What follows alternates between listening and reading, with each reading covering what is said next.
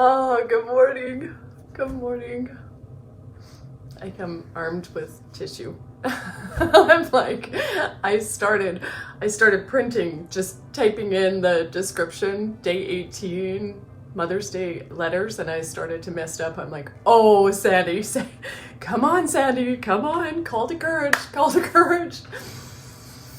So, yes, the defining moment in my life. Hi, beautiful. Oh my God, I love you. How's it going? Oh, I get all these surprises. I don't even know who's like, I kind of know who's in the group, but I don't know who's watching every day. So it's like, sometimes it's just such a boost for me to see. And it's like, oh my goodness, how fun, how fun. So, Mother's Day letters from my boys. Good morning. Oh, my ray of strength and sunshine right there. So, armed with tissue, Sandy is calling for courage. This one I messed it up typing. So,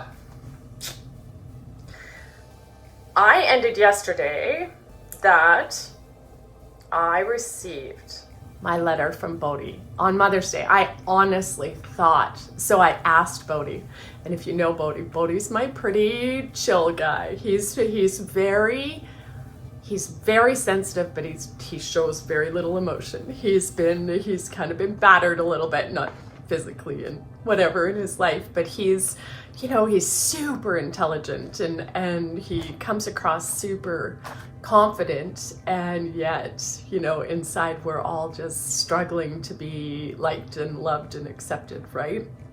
So my Bodhi is who I asked and said, yeah, sure, Mom. Like, no big deal, right? And I'm like, as I'm bawling 2 days before Mother's Day, saying, what it would mean to me if my boys would write me a letter about how they feel about what I was going through. Because in the scheme of life, what matters, right?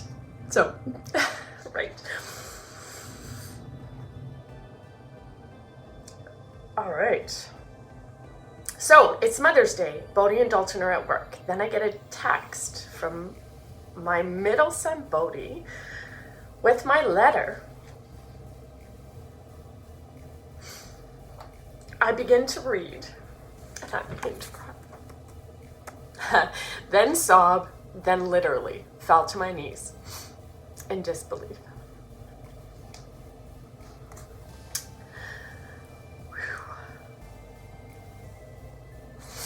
Of the love and kindness my pretty cool cucumber son poured into that beautiful letter from him. Bodhi is a lifeguard. He's tall, handsome, and off the chart intelligent.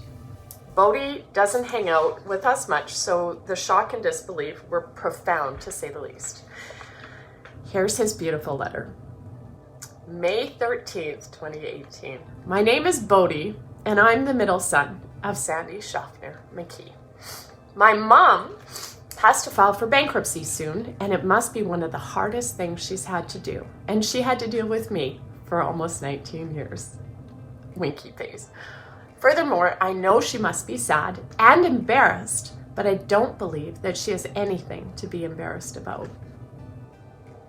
So in light of that, I'd like to say why. For the last 19 years, I've been lucky enough to have the greatest mom ever.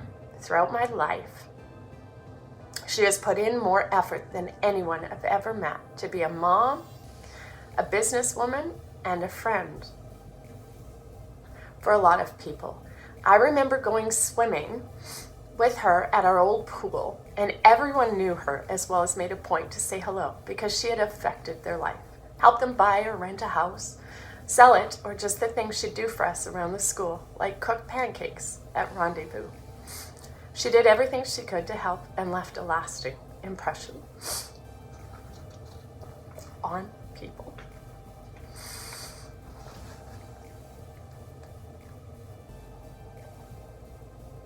My mom is more than just a businesswoman, though. She's just that.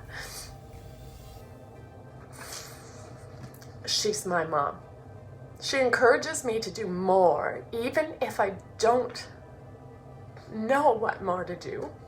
Heck, my career choice is partially inspired from her, and my job now is to thank for her, because when I wasn't sure that it was what I wanted to do, to push through the physical and mental training, she told me to go for it. That job has helped me gain a work ethic that yet again I get from her.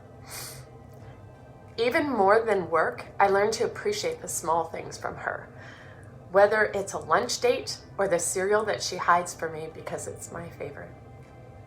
They may not seem like crazy big things to do, but she shows that she's always thinking of her kids. And that is exactly the kind of parent I want to be.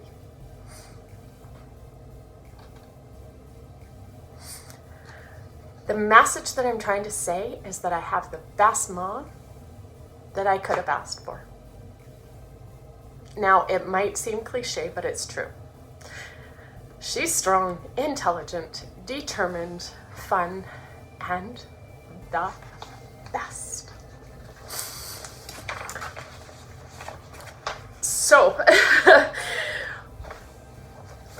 disbelief and complete and utter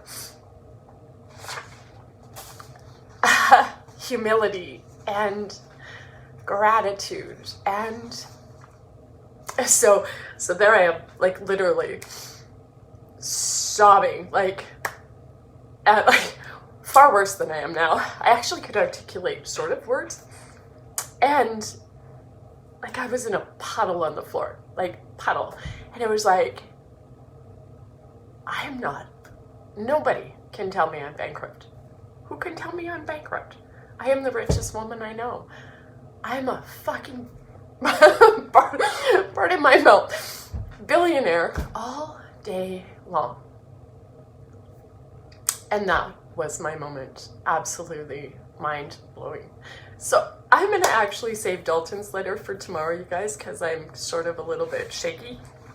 But yeah, and I didn't get Dalton's letter till much later in the day, and yeah, he's my little comedian, so you guys will enjoy his letter a lot. It might be a little less teary for me, but yeah, it's pretty humbling to you know, when I back, you know, in my crazy busy, when I got knocked down with chronic fatigue syndrome, that was the lowest point, like the most epic failure that I ever felt like, because my kids were in pretty sad distress because of the breakdown of mine and Garnet's marriage. And you know, I was so busy back then, and so, you know, I got to come back and kind of redeem myself with my kids and spend a lot more time. But what Bodhi talks about the rendezvous and the lunch dates and that was in my busy times. So he doesn't necessarily remember when, you know, I had more time. He remembers that I made the time when I didn't have any time. And that's pretty cool. Like, that's pretty cool. And Corey, my oldest, said, no way, I couldn't possibly put it into words how I feel. And that's pretty fun. And my youngest, as much as he's a comedian, and when you hear his letter tomorrow, he's my tender. He sends me more red hearts and X's, red X's and O's on text, and tells me he loves me more than way, like 3,000 times more than the other two. But you know, it's not that I don't know that they love me. Dalton's he's just that super, you know, he's funny and he's all of that. So I'll read that letter for you guys tomorrow, and I love you, I cherish you, and I see you. So, mwah! Goodbye. See you tomorrow.